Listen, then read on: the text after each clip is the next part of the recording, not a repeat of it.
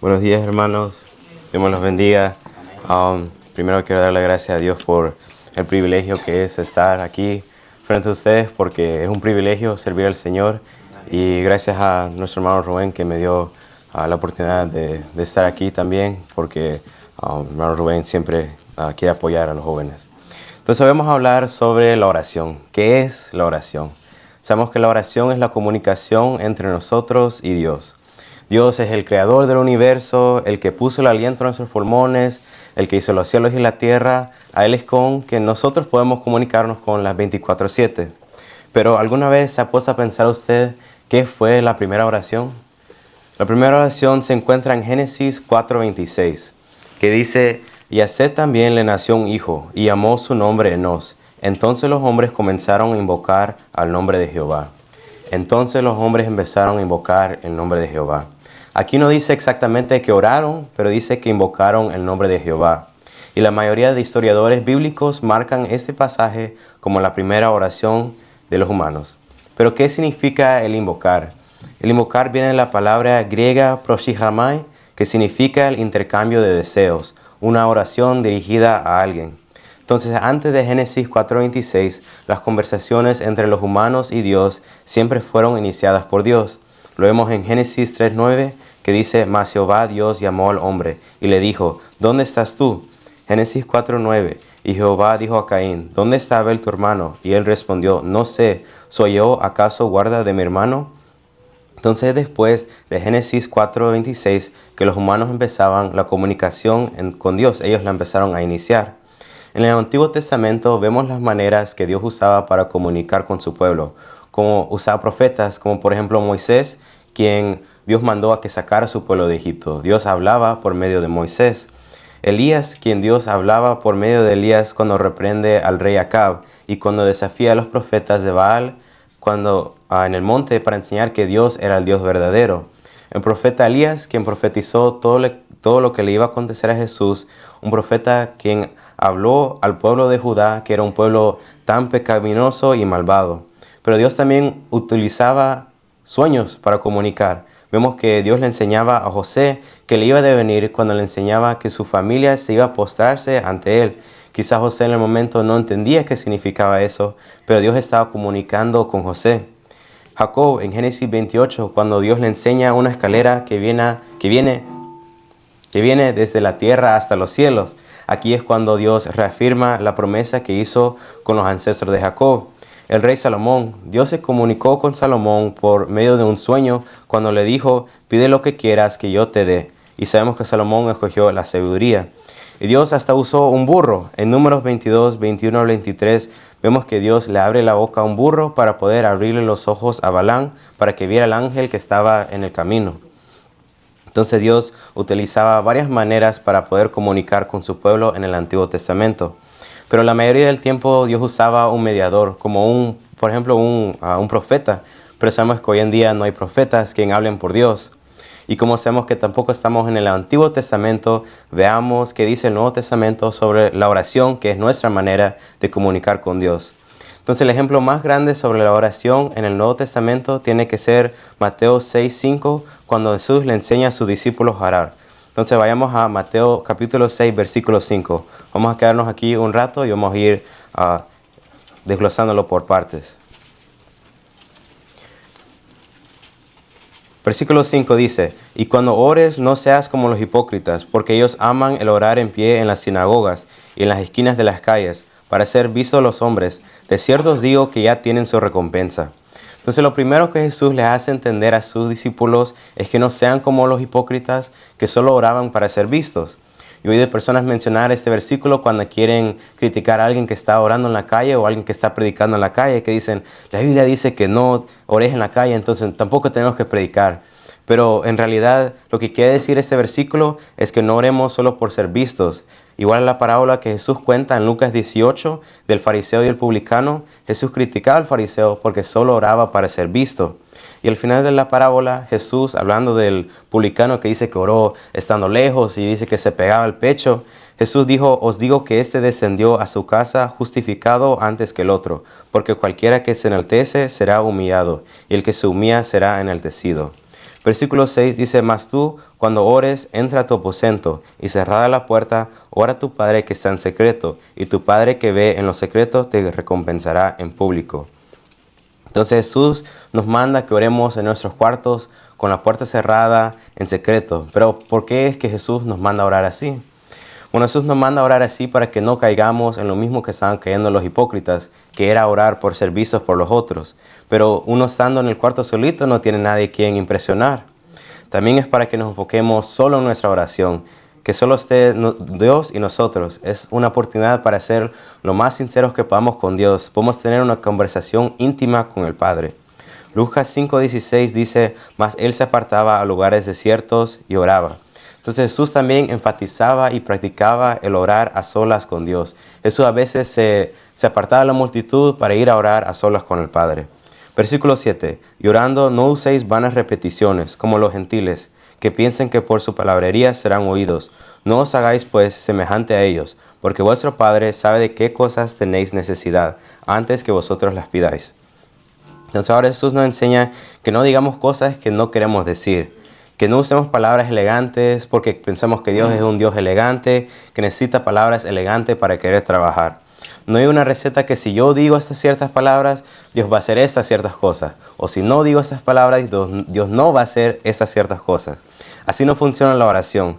Dios conoce nuestros corazones, conoce las cosas que le vamos a pedir mucho antes que las pidamos, conoce nuestra personalidad antes que intentamos llegar a Él con uno falso, conoce la manera que nosotros hablamos mucho antes que nosotros intentemos cambiar nuestro vocabulario para dirigirnos a Él.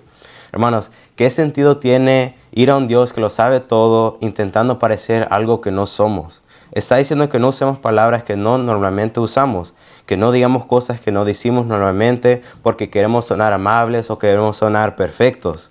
Es fácil caer en querer usar palabras elegantes cuando le oramos a Dios. Es fácil pensar, yo tengo que usar las palabras más elegantes de todo el mundo para que Dios me oiga. Pero eso no es cierto. Dios no quiere oír nuestro vocabulario, Él quiere oír nuestros corazones. Si usted ya usa un vocabulario elegante en su vida diaria, úsela también en su oración. No estoy diciendo que la deje de usar, pero pónganse a pensar, ¿estoy usando este vocabulario porque creo que Dios me va a oír más o lo estoy usando porque solo es parte de quien soy? Y no tiene nada de mal tener una oración simple también. No le dé pena que usted haga una oración corta o simple, que lo haga de todo corazón, porque Dios le agrada una oración simple, genuina, más que uno de palabrerías. Versículo 9 dice, vosotros pues oraréis así, Padre nuestro que estás en los cielos, santificado sea tu nombre. Entonces aquí Jesús empieza a dar la estructura de una oración. Y lo primero que nos enseña a hacer es dirigirnos a Dios como Padre nuestro, como un padre y no como un dictador. Enfatiza esa relación entre padre e hijos. Versículo 10. Venga tu reino, hágase tu voluntad como en el cielo, así también en la tierra. Ahora dice, Dios, tu manera, no la mía, tu voluntad, no la mía, que todo sea aquí en la tierra como es en el cielo. Todo perfecto, todo de acuerdo a la voluntad de Dios. Igual cuando Jesús oró en el jardín de Getsemaní la noche que iba a ser entregado, en Mateo 26:39.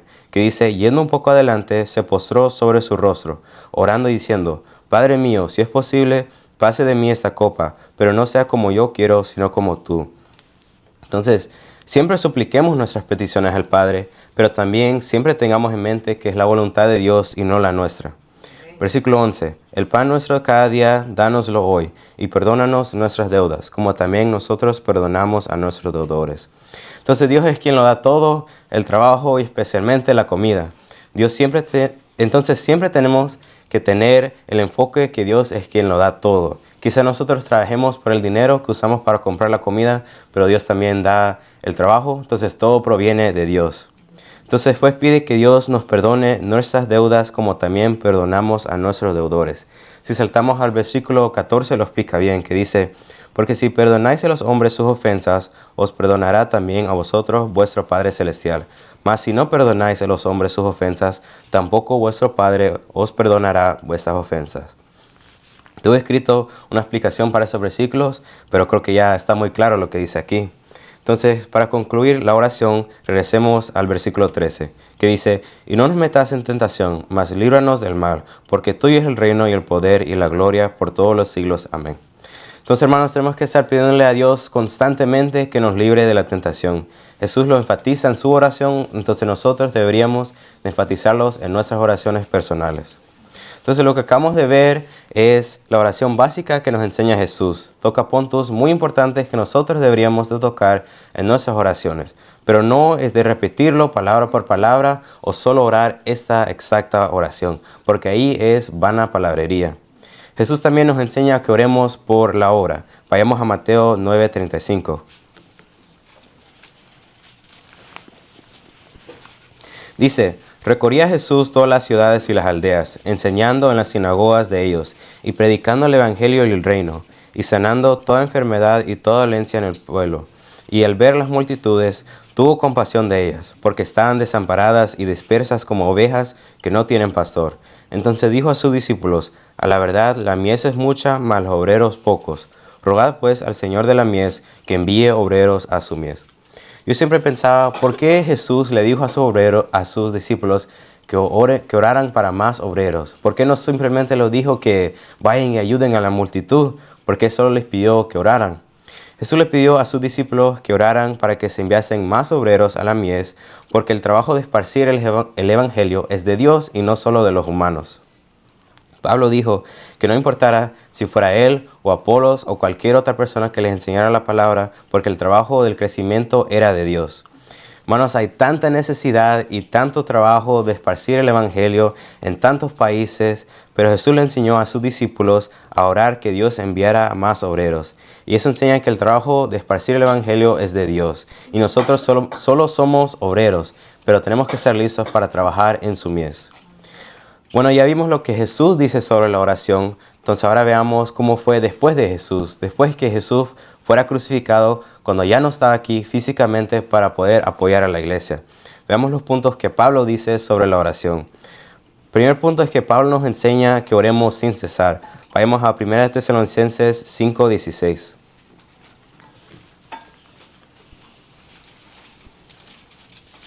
Dice: estad siempre gozosos, orad sin cesar, dad gracias en todo, porque esta es la voluntad de Dios para con vosotros en Cristo Jesús. Entonces Dios nos llama a que oremos sin cesar, que oremos cuando estamos pasando por un momento difícil, que oremos cuando estemos tentados, que oremos cuando es difícil amar, que oremos cuando es difícil perdonar, que oremos también dando gracias por todo. Dios nos manda que oremos sin cesar.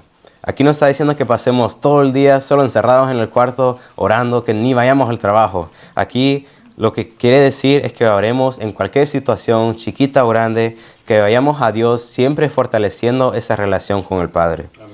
Cuando oremos, no solo cuando estemos despiertos o cuando nos despertamos o cuando vamos a dormir o antes que comamos, que tengamos esa conciencia de la presencia de Dios durante todo el día. Segundo punto es que Pablo nos enseña a que oremos los unos por los otros. Entonces veamos una oración que Pablo hizo en Efesios 3:14.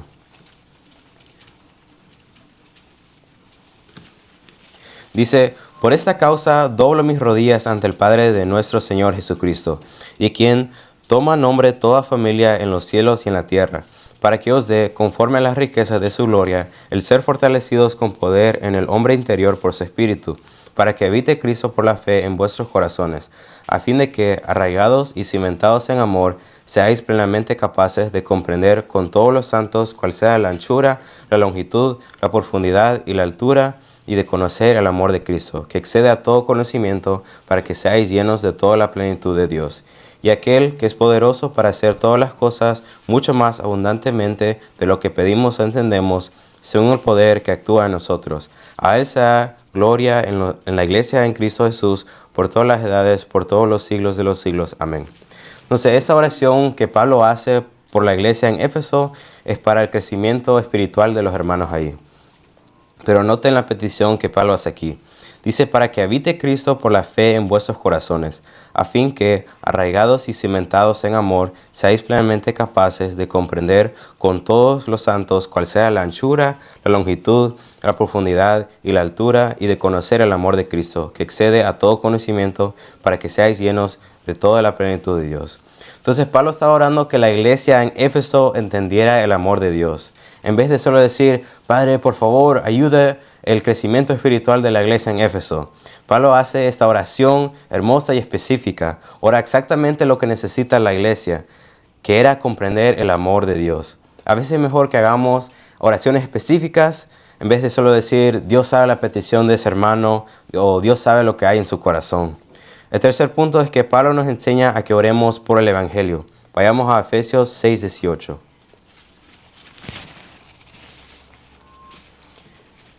Dice, orando en todo tiempo, con toda oración y súplica en el Espíritu, y velando en ello con toda perseverancia y súplica por todos los santos, y por mí, a fin de que, al abrir mi boca, me sea dada palabra para dar a conocer con denuedo el misterio del Evangelio, por el cual soy embajador en cadenas, que con denuedo hable de él, como debo de hablar. Entonces, primero Pablo les repite lo que les había contado a la iglesia en Tesalónica, que era orar en todo tiempo y que le supliquen todo a Dios.